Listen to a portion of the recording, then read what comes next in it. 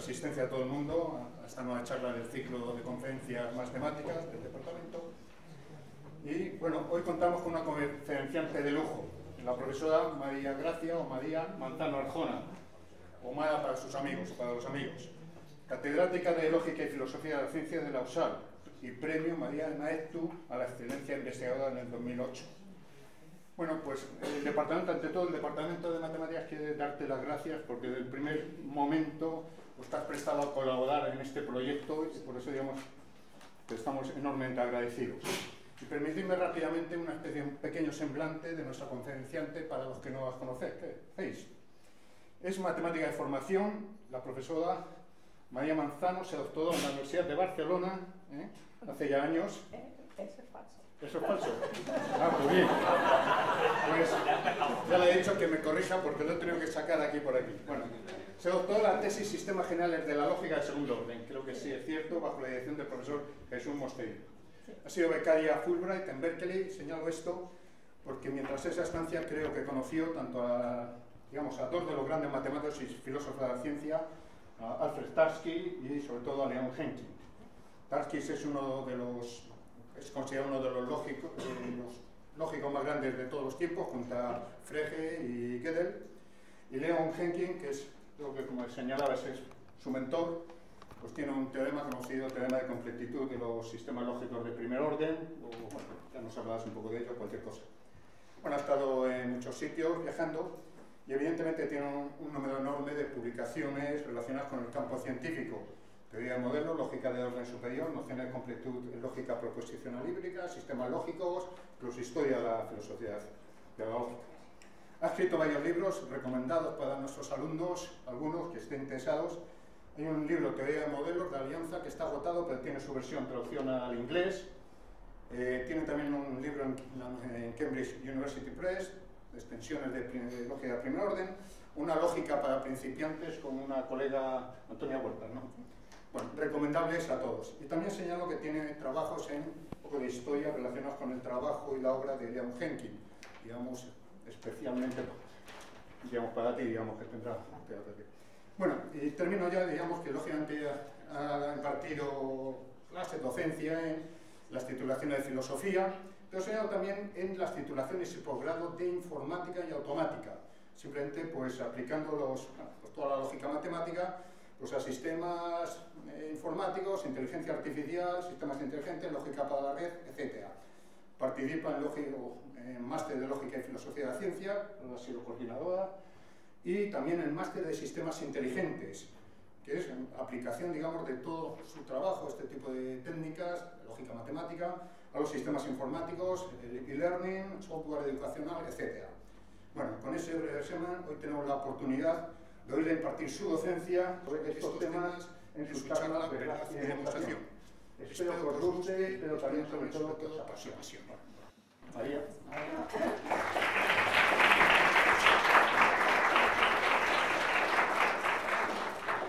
Esto que da paso, a ver, yo tuve la suerte de estudiar con un plan que se llamaba el plan Maluquet, que duró muy poco tiempo.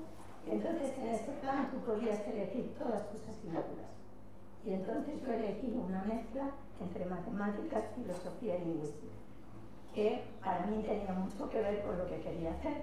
Pero recuerdo que, bueno, que mis profesores, tutores, siempre decían, esto no es filosofía ni es nada, no, pero tiene mucho que ver.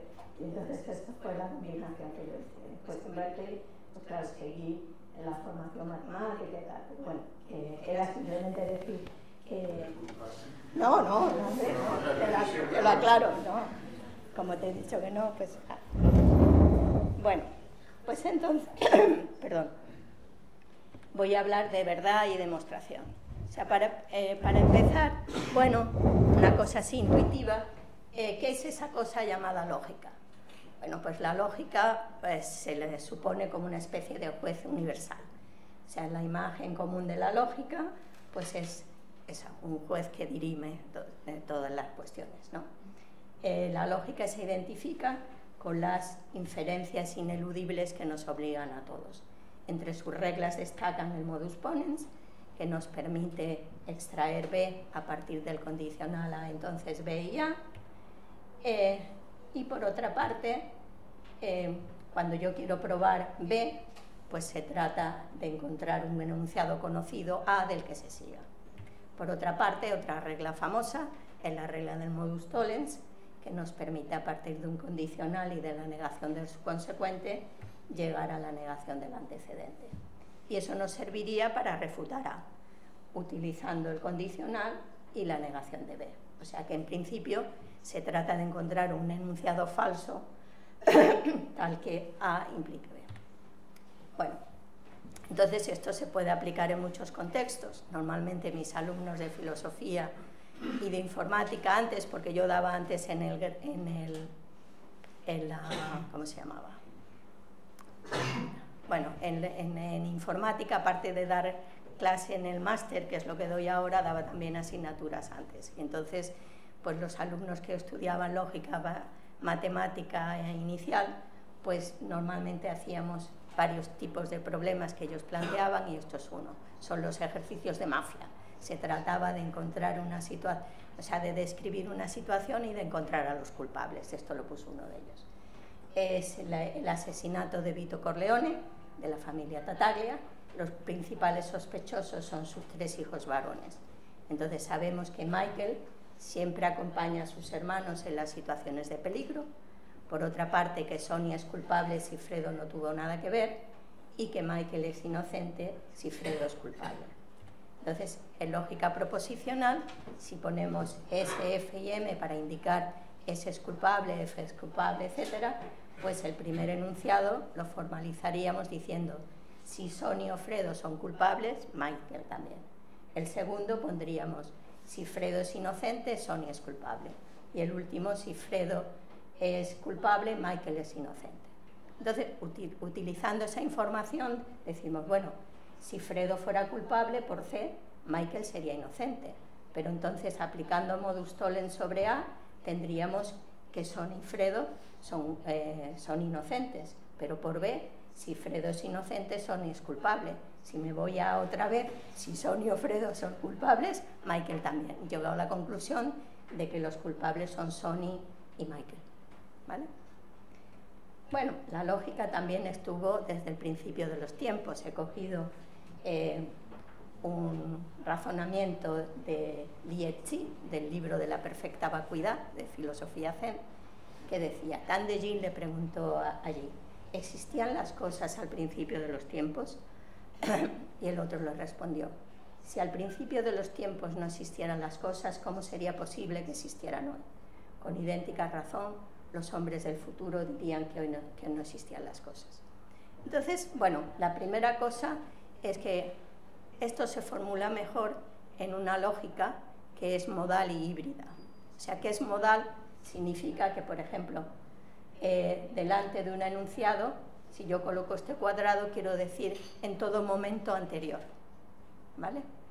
Y cuando coloco el H, significa en el momento H vale Q, ¿vale? Entonces, hoy existen cosas. La hipótesis que se supone está manteniendo es que si existen cosas en un momento dado, en todo momento anterior han existido cosas. Por otra parte, así he puesto que el principio de los tiempos es anterior a todo, a siempre en el pasado, lo falso, ¿vale? Así que es la manera que se me ha ocurrido de decir que no hay nada anterior. Después, esto sería una especie de tricotomía que dice que dados dos momentos, A, que es el inicio de los tiempos, el alba, y H, o bien son iguales o bien uno precede al otro. Y entonces, a partir de ahí, se demuestra que existían cosas al inicio de los tiempos, ¿vale? Una cosa es que un razonamiento sea formalmente correcto, y otra cosa es la verosimilitud de las hipótesis, que eso es otra cuestión, ¿vale? Bueno, también hay otro principio de los tiempos. Supongo que no perdisteis el tiempo cuando erais niños y os leíais los cuentos de Arnold Lovell. Si no, todavía estáis a tiempo. Este es muy divertido. Está un ratón debajo de un árbol y leyendo un libro. Y entonces llega una comadreja y lo atrapa, ¿no? Y dice, se te hizo, I am going to make mouse soup. Y entonces el ratón dice, I am going to be mouse soup. Entonces, bueno, aquí claramente el ratón se da cuenta que para hacer sopa de ratón hace falta ratón y que él es el único ratón que hay por allí. Entonces llega rápidamente a esa conclusión. Bueno, eso es muy bonito, ¿sí? Bueno, por otra parte, también, pues por supuesto, en la fundamentación clásica de las matemáticas, supongo que todos habéis oído hablar y habéis visto incluso en la biblioteca el libro de los elementos de Euclides, pues que se trata de axiomatizar la teoría, y una teoría axiomática pues contiene axiomas, teoremas, que son todas las sentencias que se siguen de los axiomas, utilizando reglas, es decir, un cálculo deductivo. Entonces, justamente a principios de los años 30 es cuando se sistematizó más ese tipo de cálculos. O sea, todo el mundo en matemáticas usaba esas reglas, pero de alguna forma no estaba perfectamente definido y establecido cómo hacerlo, ¿no? Bueno, por otra parte, claro, no se puede evitar hablar de lógica y computación, que están unidos, pero ya desde, yo qué sé, del siglo XVII, pues ya Leibniz proponía mediar en las disputas con su famoso Calculemus. La idea es que las partes en disputa lo que harían es codificar sus opiniones divergentes en fórmulas, de tal modo que la verdad o falsedad del enunciado pues simplemente se dirimía mediante aritmética binaria sobre el código, que era lo que él decía. Por supuesto, hay que destacar las máquinas de Turing, que como sabéis, se propusieron antes de que existieran los ordenadores, simplemente como una manera de definir el concepto de computabilidad. Bueno, si uno se pregunta cuáles son los componentes esenciales de la informática, pues en cierto modo podemos decir que la informática es ingeniería más lógica. Es una manera de resumir. Y para terminar un poco con esto, bueno, pues en el 1999, la revista Time, entre los 20 intelectuales más influyentes del siglo XX, pues destacó a Turing, a Gödel y a Wittgenstein. Seguramente sabéis pues, que el resultado más famoso de Gödel de los años 30 es el teorema de incompletud de la aritmética, es decir, que hay enunciados aritméticos verdaderos pero indemostrables. Y eso hace que cualquier lógica, por ejemplo, la lógica de segundo orden o de teoría de tipos estándar, en donde uno sea capaz de formular de manera categórica los principios de la aritmética, pues se vuelve incompleta, en el sentido que después hablaremos. Por otra parte, está la indecidibilidad de la lógica de primer orden. Es decir, que la lógica de primer orden, a diferencia de lo que sucede con la lógica proposicional, no tiene un algoritmo que en un número finito de pasos te diga si una fórmula es válida o no, ¿vale? Puede haber un cálculo deductivo, pero ya no es decidible, sino recursivamente enumerable. Y después también, bueno, el famoso problema de parada, que si uno se pregunta si hay un programa al que, dado otro programa como input, te diga en un número finito de pasos si ese programa va a parar dándote un output o va a entrar en un bucle. Bueno, entonces, bueno, a mí me gusta poner el árbol de la lógica, en donde por una parte tenemos la rama de fundamentos, donde hay lógica básica, teoría de modelos, teoría de la recursión, de la demostración, teoría de conjuntos. Después, una enorme variedad de sistemas lógicos, entre los que se incluyen no solo los más o menos clásicos de la lógica proposicional, de primer orden, de segundo orden, teoría de tipos, sino también pues, los que hemos comentado, modales, híbridos, temporales, hay también epistémicas, para consistentes, difusas. Bueno, si uno se va al Handbook of Philosophical Logic, ya no sé si van por 5 o 6 volúmenes, y uno se va al Handbook de Lógicas para Inteligencia Artificial, lo mismo, o sea que hay muchísimos sistemas lógicos.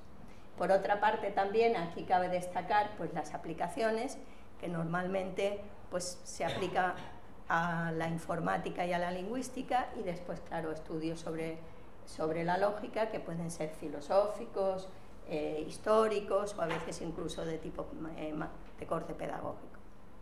Entonces nosotros hoy vamos a hablar un poco de teoría de modelos, que es donde aparece el concepto este de verdad y demostración, yo creo, de una manera clara. O sea, el esquema abstracto de la teoría de modelos es que tenemos por una parte un lenguaje, es decir, tenemos un alfabeto y una serie de reglas recursivas que nos dicen cómo formar expresiones de ese lenguaje utilizando el alfabeto y las reglas. Y por otra parte tenemos una clase de estructuras, y entre esos dos tipos de realidades, el lenguaje formal, que son simplemente sucesiones finitas de fórmulas construidas siguiendo un procedimiento, y por otra parte una serie de estructuras, y el puente que trazamos entre los dos es la noción de verdad de Tarski. Entonces digo que este planteamiento, que en principio parece muy simple, pues le proporciona una gran flexibilidad y alcanza la teoría de modelos. Circulamos por el puente en los dos sentidos. O sea, si tenemos un conjunto de sentencias, pues entonces definimos modelos de gamma, que es el conjunto de todas las estructuras donde esas sentencias son verdaderas. Y por otra parte, también vamos de las estructuras a las teorías. Si tenemos una estructura, pues formamos teoría de A, que son todas las sentencias que son verdaderas en esa estructura. ¿Vale? En el libro de Chan Kissler, que es uno de los famosos antiguos, la teoría de modelos se define como álgebra universal más lógica. ¿Vale?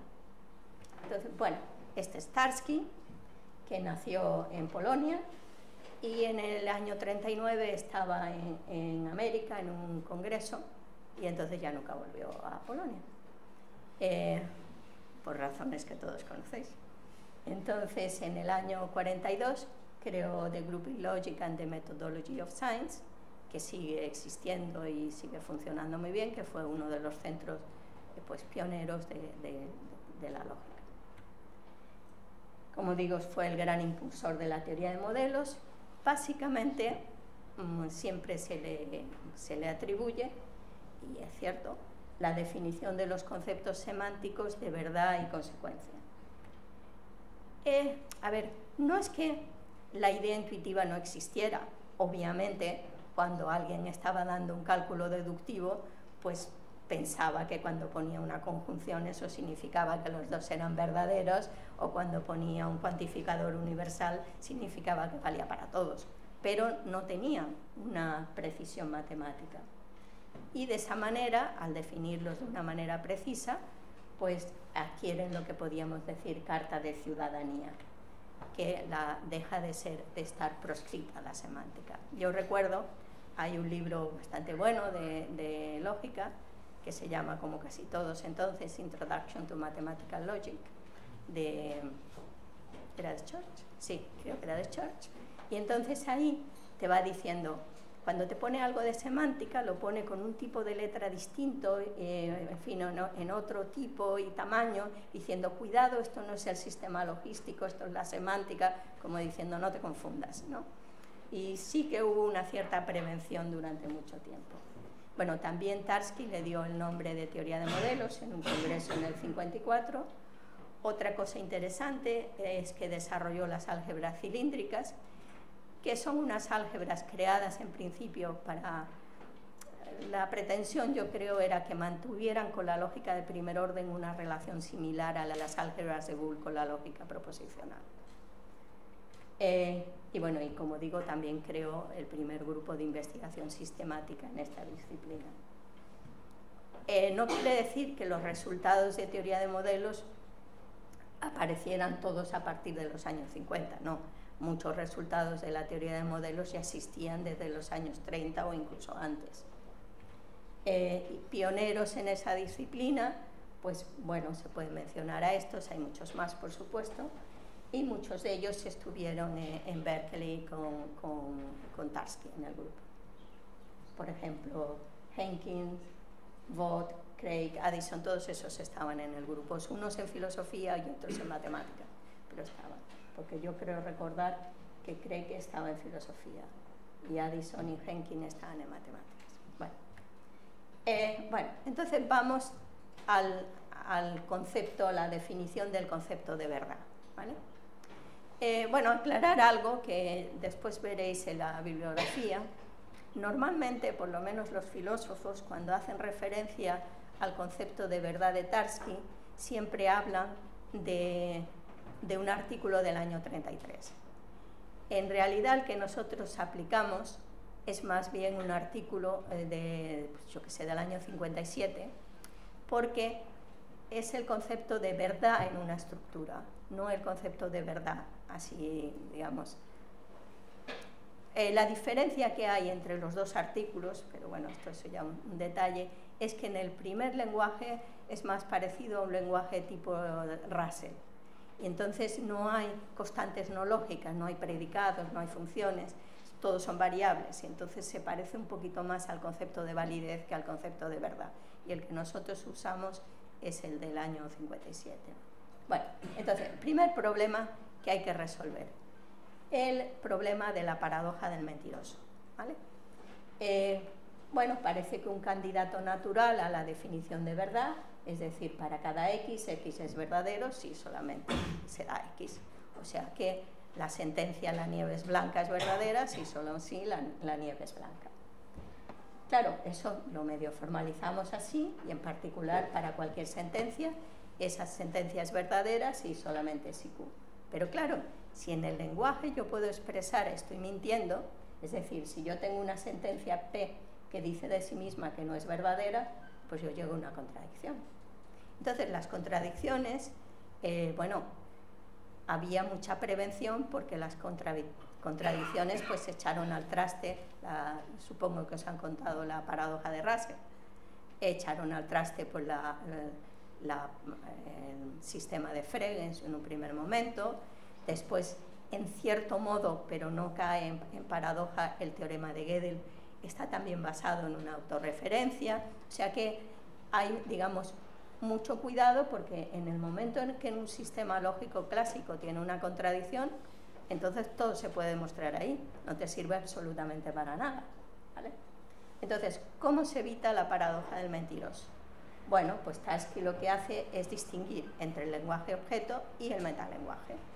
Entonces, la definición de verdad en el lenguaje L se hace en el metalenguaje M, que tiene una copia de L, y el predicado ser verdadero en L, pero no ser verdadero en M, ¿vale? Normalmente se usa también teoría de conjuntos para poder demostrar propiedades de L, etcétera, etcétera. Pero eso es un poco la idea, distinguir entre lenguaje y metalenguaje. Bueno, otro escollo que hay que superar. Bueno, el lenguaje es infinito y entonces no se puede dar una lista, digamos, de enunciados verdaderos. ¿Cómo se define el concepto de verdad para un conjunto infinito de sentencias? Bueno, pues como la definición de fórmulas es recursiva, en lógica de primer orden, por ejemplo, tenemos términos que son variables, constantes individuales, términos funtoriales, que son un funtor eneario seguido de n términos. Por otra parte tenemos fórmulas, si tengo un relator eneario seguido de n términos, eso es una fórmula, negaciones, conjunciones, etcétera, etcétera. Entonces, la noción de verdad en una estructura se basa en la definición de satisfacibilidad, que es recursiva. O sea, que se definen para términos la denotación y para fórmulas la satisfacibilidad. Un poco la idea es así. Si yo tengo un lenguaje formal que tiene una serie de funtores, relatores y constantes individuales, entonces una estructura adecuada para hablar de ese lenguaje, una estructura adecuada a ese lenguaje contendrá un universo A, un conjunto no vacío, por otra parte una serie de funciones, si f es un funtor eneario, pues aquí tengo una función enearia definida sobre A. Si R es un relator eneario, pues aquí tengo una relación enearia definida sobre A. Y para cada constante individual tengo un individuo destacado. Los términos y las fórmulas reciben su interpretación. Bueno, además de la estructura, tengo una asignación de valor a las variables del lenguaje. Entonces, una vez definido la denotación de términos, pues para fórmulas atómicas se usa la interpretación directa de los signos. I satisface RT, si solamente sí, y dt pertenece a R. I satisface una conjunción si satisface cada uno de ellos.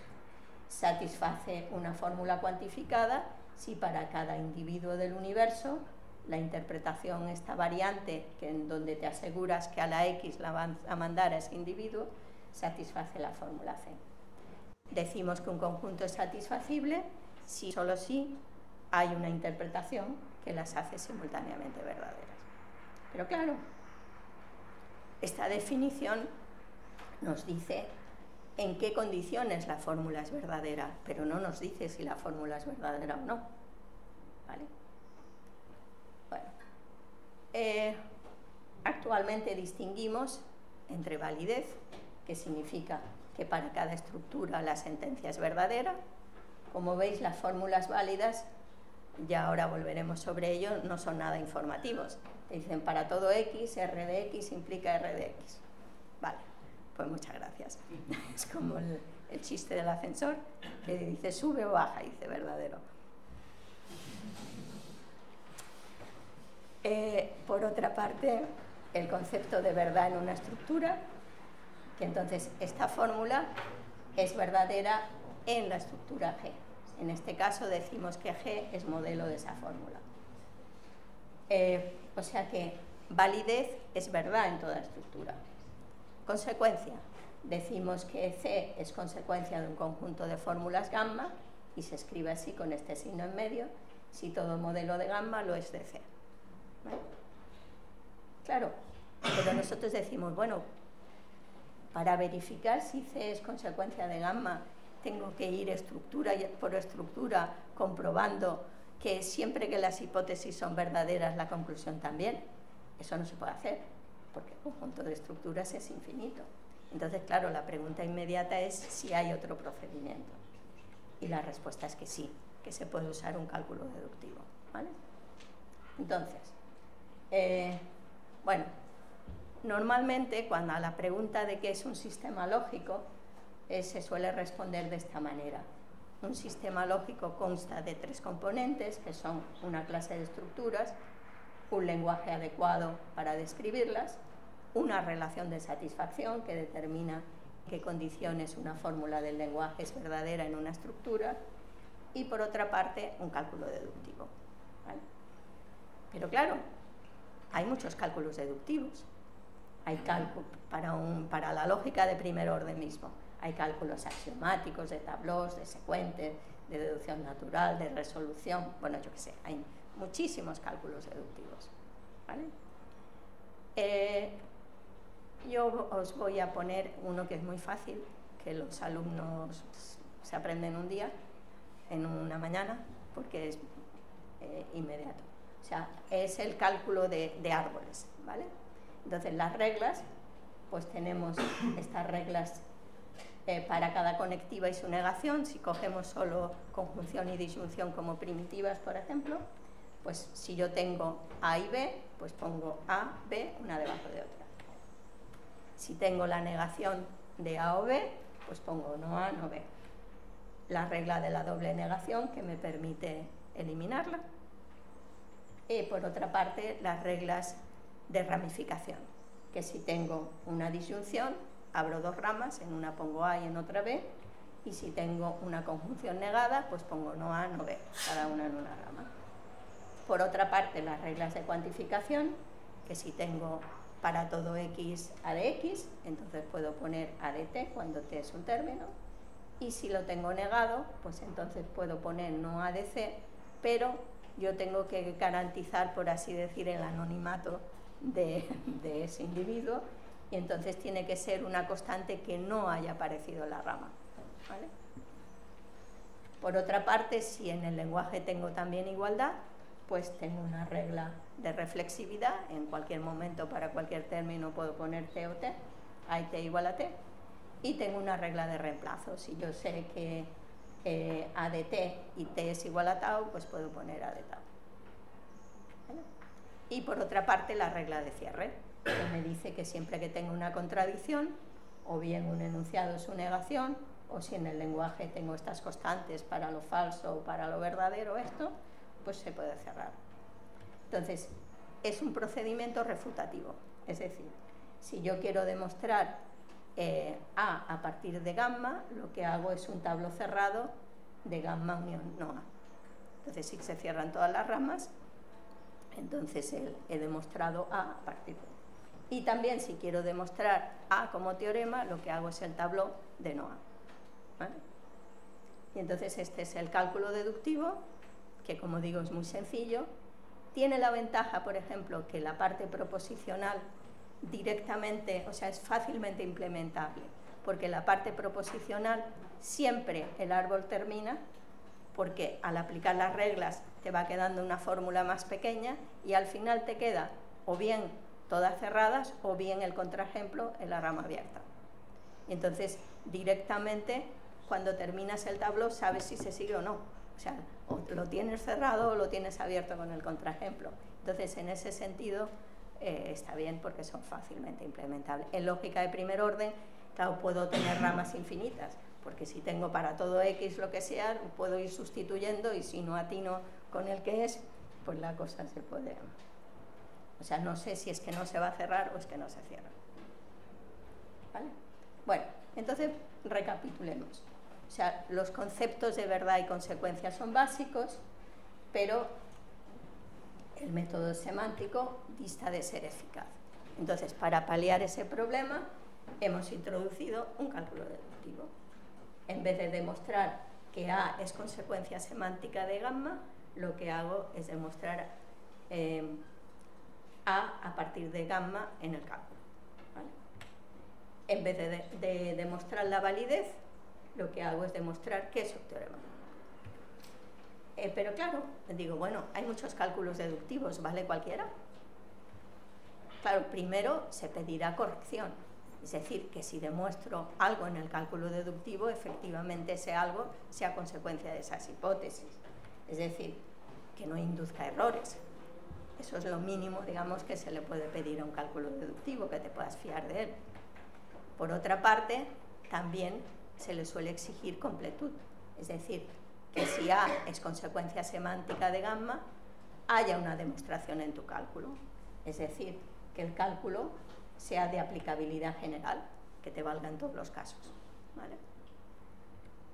Algunos cálculos son decidibles, es decir, que se constituyen de manera más o menos fácil en un algoritmo. Sin embargo, o sea, proporcionan un algoritmo que en un número finito de pasos te determina si la fórmula es o no un teorema. Pero la lógica de primer orden no es decidible, ¿vale? A diferencia de la lógica proposicional, que sí que lo es, el conjunto de las fórmulas válidas de la lógica de primer orden no es decidible, es recursivamente enumerable, pero no decidible. O sea que no es un fallo de un cálculo u otro, es que no puede haberlo, vamos.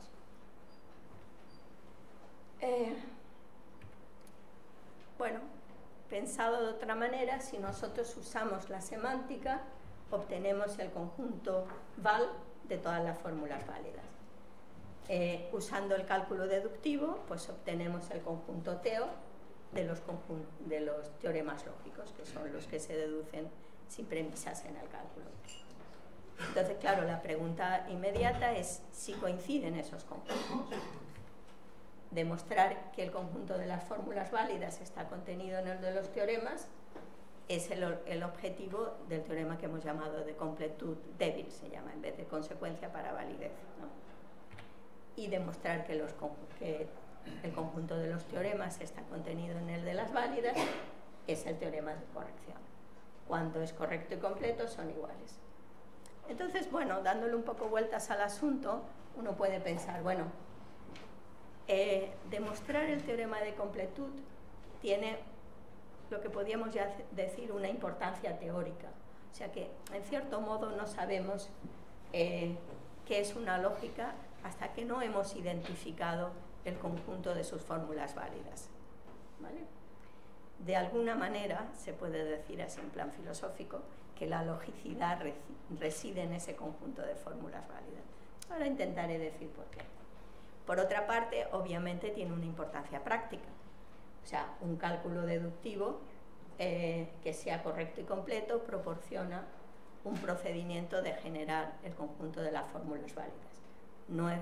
No es decidible en primer orden, pero sí que es recursivamente enumerable, ¿vale?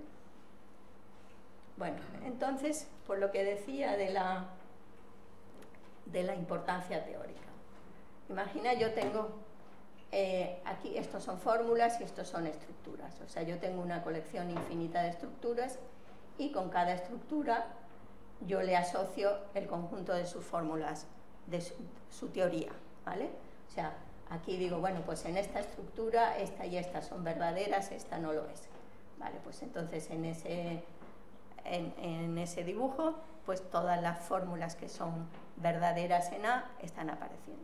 Entonces yo me doy cuenta de que todas las teorías tienen un núcleo común. Claro, si son verdaderas en todas las estructuras, no pueden estar describiendo a ninguna en particular. En cierto modo, lo que están diciendo son obviedades, pero son las obviedades que te determinan cómo funcionan tus conectivas, cómo funcionan tus cuantificadores. Por eso digo que cuando tratas con distintas lógicas, tienes que ir a intentar atrapar, digamos, ese conjunto de fórmulas válidas para saber qué lógica tienes, ¿no? Bueno, entonces pasamos ya directamente a comentar un poco por encima lo que es la prueba de completud. O sea, la demostración de completud más extendida la hizo Leon Henke. En realidad, en el año 47 le dirigió Alonso Church y su tesis se llamaba La completud de los sistemas formales. Desde el año 52 fue miembro del grupo de Berkeley, de Group in Logic and the Methodology of Science, y en el año 77 fue mi mentor. Bueno, teorema de Henke dice que todo conjunto consistente tiene un modelo de universo numerable. Un conjunto es consistente si de él no se deriva ninguna contradicción. Bueno, es fácil comprobar que el teorema de Henke es condición suficiente para el de completud. Por otra parte, en el teorema de completud, pues los siguientes resultados son relevantes, que son el lema de Lindenbaum, que dice que todo conjunto consistente puede extenderse a uno máximamente consistente y ejemplificado. Por otra parte, el lema de Henke, que dice que todo conjunto máximamente consistente y ejemplificado tiene un modelo de universo numerable, y el universo es justamente el que las fórmulas están describiendo, porque un conjunto máximamente consistente y ejemplificado está describiendo con enorme precisión el modelo, te está dando las tablas de las operaciones, te lo está dando todo, ¿no? Bueno, este es el esquema general. O sea, para demostrar el teorema de Henke se demuestra el de Lindenbaum, que todo conjunto consistente se puede extender a uno máximamente consistente y ejemplificado. El lema de Henke, que todo conjunto máximamente consistente y ejemplificado tiene un modelo numerable. Juntando los dos te da obviamente el teorema que todo conjunto consistente tiene un modelo numerable. De ahí se sigue el de completud fuerte y el de completud débil. Y también se siguen los teoremas de compacidad y de Lowenheim-Skolem. El de compacidad es que si un conjunto tiene un modelo, eso equivale a que a cada subconjunto finito suyo lo tenga. Y el de Lowenheim-Skolem es que si tiene un modelo, tiene que tener un modelo numerable, siempre que el lenguaje sea numerable. ¿Vale? Entonces, podemos o bien parar aquí o bien ir a un poco al detalle. ¿Qué preferís?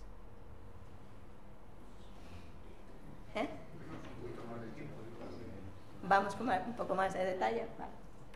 Bueno, lo primero, claro, nos preguntamos que por qué el teorema de Henke se sigue del de completud. O sea que antes de empezar uno debe garantizar que el esquema que ha seguido funciona, ¿no? O sea que una especie de metateorema de estrategia que diga que si tengo el teorema de Henke, de ahí se sigue el de completud. Eso es muy fácil, ¿vale?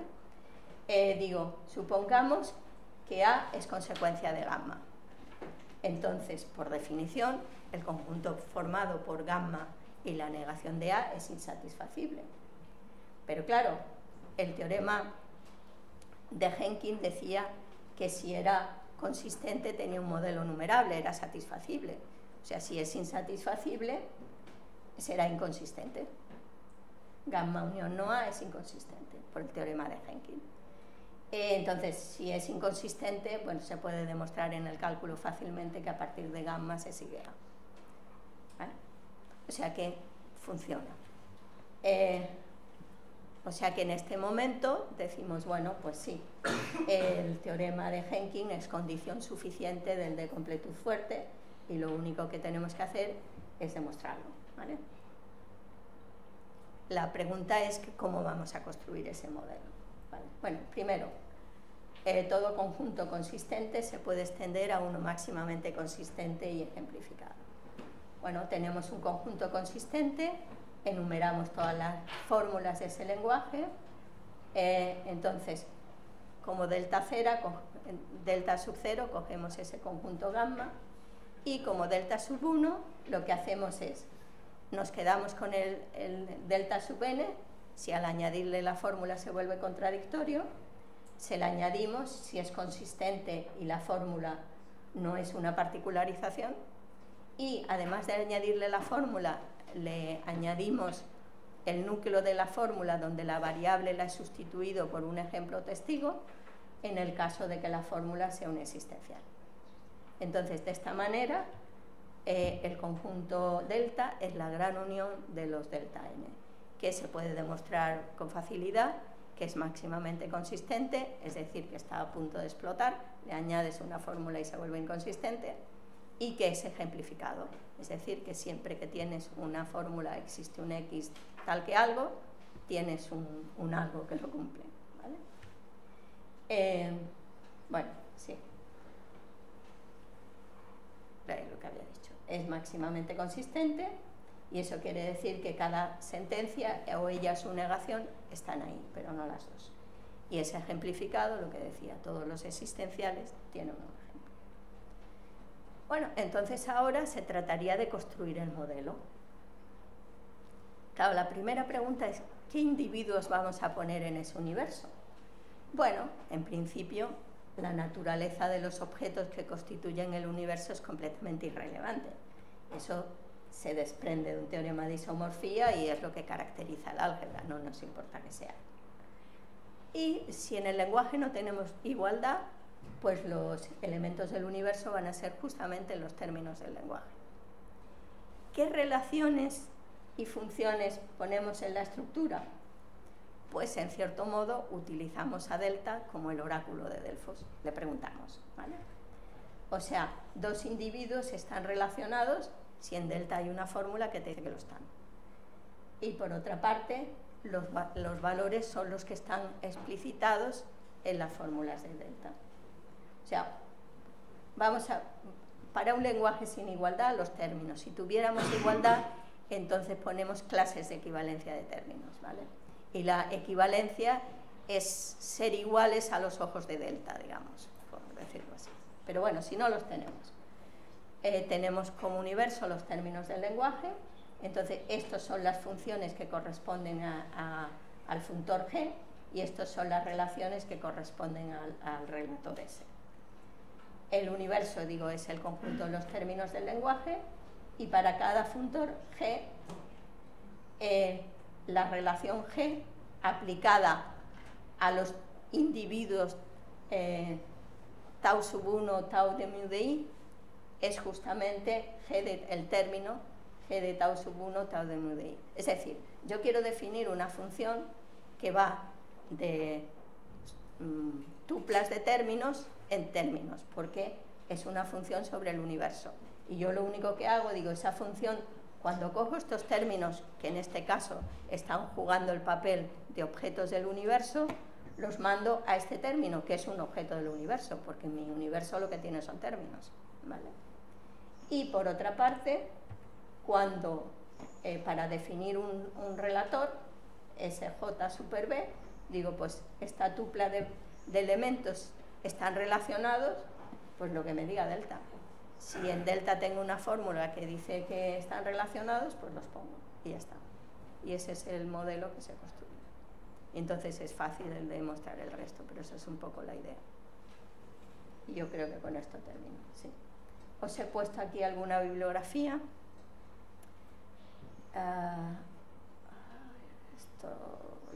pero no sé dónde está publicado. Lo tengo en papel y no sé dónde está. Estos son 2 artículos de divulgación de Henkin que son bastante bonitos, que están publicados aquí, en este libro de Philosophy of Science Today.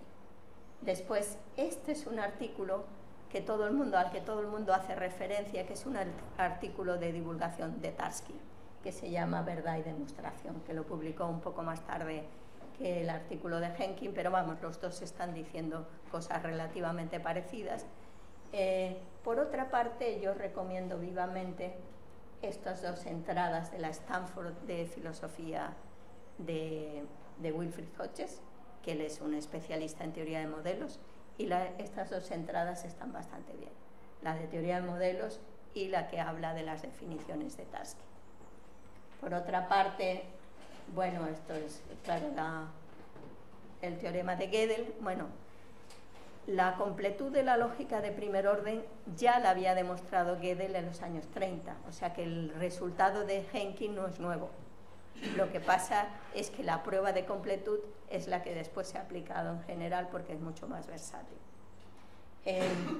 Esta es la prueba de completud que publicó Henkin. Bueno, esto es curioso. No lo he puesto aquí. A ver, Henkin también demostró la completud de la teoría de tipos, pero utilizando modelos no estándar, ¿vale? O sea, la teoría de tipos, como es capaz de expresar la aritmética de forma categórica, entonces no puede ser completa cuando estás considerando la jerarquía completa, es decir, si tengo un universo de individuos, de funciones de individuos, de funciones y así, ¿vale? Entonces no puede ser completa. Pero Henkin lo que demostró es que... Bueno, un dibujito. A ver.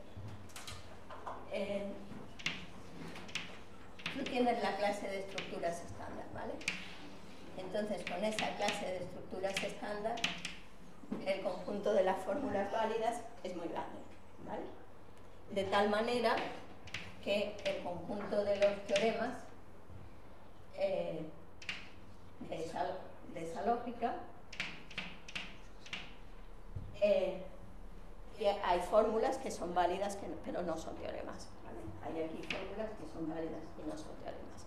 Pero no solo eso, no es que haya una fórmula, porque si hubiera una fórmula se la añado como axioma y asunto concluido, sino que es más bien como una especie de cálculo, vamos. Entonces, esa fórmula, por ejemplo, es fácil. O sea, por ejemplo, si ponemos...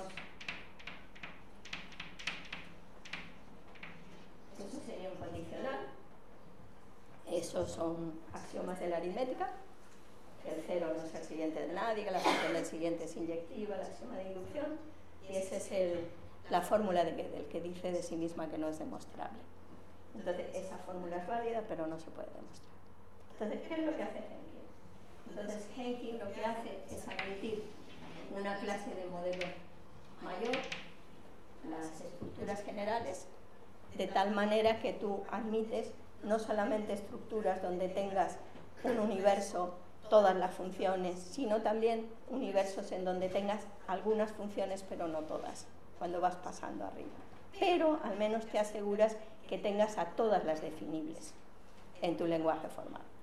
Entonces, de esa manera, él hace que el conjunto de Claro, si yo tengo una clase mayor de estructuras, el conjunto de las fórmulas válidas se reduce, porque para ser válida tiene que ser verdadera en más estructuras.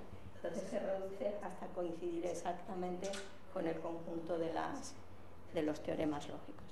Y por otra parte, aunque son estructuras, digamos, en cierto modo no estándar, tienen mucho sentido, porque son estructuras en donde yo me garantizo que con todo aquello de lo que yo hablo lo puedo tener. O sea que de alguna forma da pie a una posición un poco nominalista o algo así, podríamos decir, así en plan más filosófico. Pero bueno, aquí están los dos. Bueno, la gracia también es que Henkin demostró primero la completud de teoría de tipos con estos modelos generales, y a partir de eso demostró el teorema de completud de primer orden, extendiendo la prueba, no al revés. pero por el orden en que se publicaron todo el mundo piensa que fue al revés. Bueno, yo tengo un libro de teoría de modelos, que es el Traducciones de Alianza. Después bueno, tengo otros, pero vamos, hablando de completud, pues también está un artículo que escribí con Enrique sobre completud de Gödel a Henkin. Y por otra parte, en el libro, este libro sobre Henkin que tú comentabas, pues también hay algún artículo hablando específicamente del teorema de completud de Henkin. Yo creo que ya está. Muchas gracias.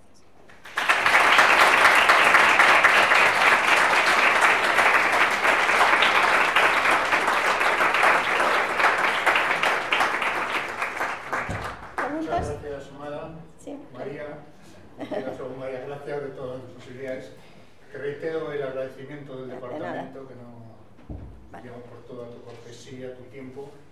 Y como sabéis, tenemos aquí unos minutos para algún comentario, pregunta, que queráis aprovecharos un poquito de que la tenemos aquí Mada para comentar lo que estiméis oportuno.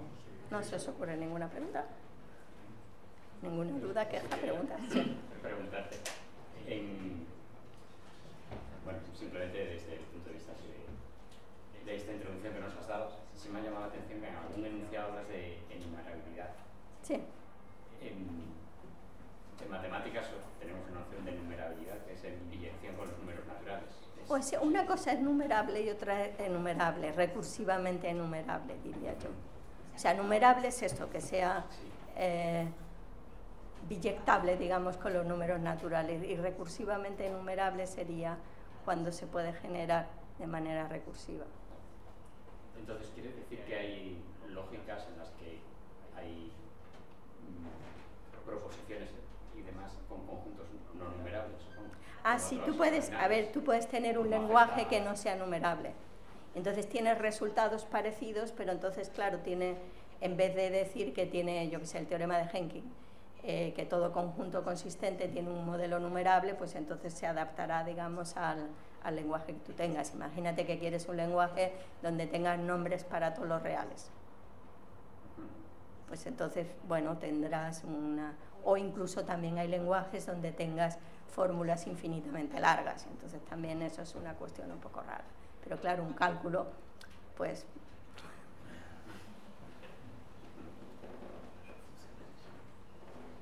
¿Otra cuestión, pregunta? Sí. ¿Cómo se demuestra en lógica que algo no es demostrable? Claro, esa es una cuestión un poco complicada. A ver, tú puedes, que no es demostrable a partir de ciertos axiomas, eso sería una cosa. O sea, el problema, o sea, cuando yo... A ver, depende de en qué lógica estás. O sea, si tú estás en una lógica decidible, entonces es fácil demostrar que no es demostrable. Y hay muchas lógicas decidibles, por ejemplo, la proposicional lo es, después muchas de las lógicas que se utilizan en informática lo son, las lógicas modales proposicionales lo son, etc. Entonces ahí el que no es demostrable lo demuestras directamente en el árbol, por ejemplo. En el momento que tú tienes una fórmula que es recursiva, una lógica que ya no es decidible, sino tienes un cálculo completo, demostrar que no es demostrable no es normalmente factible. Entonces, o sea, normalmente, pienso en casos, se hace de manera muy indirecta. En el caso en el que puedas demostrar que algo no es demostrable, lo contrario se podría demostrar o también sería no demostrable. A ver, esto tiene un poco que ver con el teorema de Gödel. O sea, Gödel, por ejemplo, o sea, como comentaba antes, el problema de la autorreferencia dentro de la lógica, la matemática y la filosofía está siempre presente porque da origen a los grandes teoremas, sobre todo teoremas de limitación, que dicen qué cosas se pueden hacer y qué cosas no, ¿no? Entonces, por ejemplo, en el caso de Gödel, lo que hace es, de alguna forma, asignar números a cada una de las fórmulas de una manera, bueno, pues con números primos y cosas de ese tipo, de tal manera que consigue estar hablando de números, pero estar hablando de fórmulas. Y entonces, sin entrar en la contradicción, puede decir de un enunciado que no es demostrable dentro de su lenguaje. Y entonces es así como prueba el teorema de incompletud. Pero, o sea, normalmente, claro, tienes que distinguir entre lenguaje y metalenguaje, tienes que superar una serie de escollos y no suele ser fácil, o sea, en tu lenguaje formal tú no puedes probar que no es demostrable. Otra cosa es cuando tú tienes cuando tú formalizas en un metalenguaje para hablar de ese otro lenguaje. Por ejemplo, en informática, pues está la lógica de programas, la lógica dinámica. Entonces, en esa lógica dinámica tú puedes expresar propiedades de programas. Entonces puedes expresar que un programa acaba, que dos programas son equivalentes. O sea que un poco la idea es como si tú hubieras pasado al metalenguaje y hubieras constituido un cálculo deductivo en el metalenguaje, en donde no solo puedes expresar esas propiedades, sino además demostrarlas. Para evitar paradojas de autorreferencia, el metalenguaje de ese nuevo lenguaje está en un nivel superior. Entonces sí que puedes crear un metalenguaje en el que expreses propiedades del otro lenguaje, incluso crear axiomas para él. Eso se puede hacer.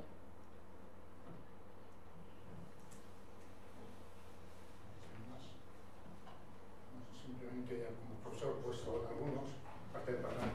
Si os invito, digamos, a que profundicéis o veáis en muchos artículos más divulgativos sobre estos temas. Las referencias de la propia profesora Manzano las he estado mirando, me parecen muy adecuadas, que tenga tiempo o ganas, y es una, digamos, cadencia que tenemos en vuestra formación en el grado. Por lo tanto, yo creo que esta charla, y buscamos también eso, de que abriese un poco una pequeña información sobre lógica matemática, y quizás a alguno de vosotros, pues, si os gusta, o tampoco podéis entrar o leer cosas de esto. Aparte de que todas estas lógicas que utilizamos todos los días en clase, podéis ver un poco y comparar lo que hacemos diariamente en nuestro trabajo con todo este formalismo, más rigor, etc. Pues yo os invito a que profundicéis en vuestro tiempo libre, porque yo creo que es parte de la formación de matemática. Mira, recomiendo también un artículo que es bastante divertido, un artículo de divulgación de Henkin, que le dieron un premio a la divulgación, que se llama si la lógica y la matemática son idénticas. Entonces analiza un poco el enunciado de Russell a través de la historia hasta el momento en que lo escribe. Y está bastante simpático. Claro, él viene a decir, por eso me he acordado, que claro, que uniendo las dos premisas de Russell, pues parecía, si la matemática son tautologías y las tautologías no dicen nada, pues entonces la matemática es completamente irrelevante. Y entonces todos los matemáticos se pusieron en armas, y lo pone en francés, aux armes citoyennes du monde mathématique. Pero bueno, está bastante bien contada la historia, pero ya te digo, hasta los años 60 o 70, que fue 60, que creo que fue cuando lo escribió. Aprovecho la ocasión para lanzar al nuevo boletín de noticias, que en un momento dado pues, lo incluya con un enlace al mismo pues, para todo el mundo. Ya aprovechamos. Vale. Bueno, vale. muchas gracias, María. De nada.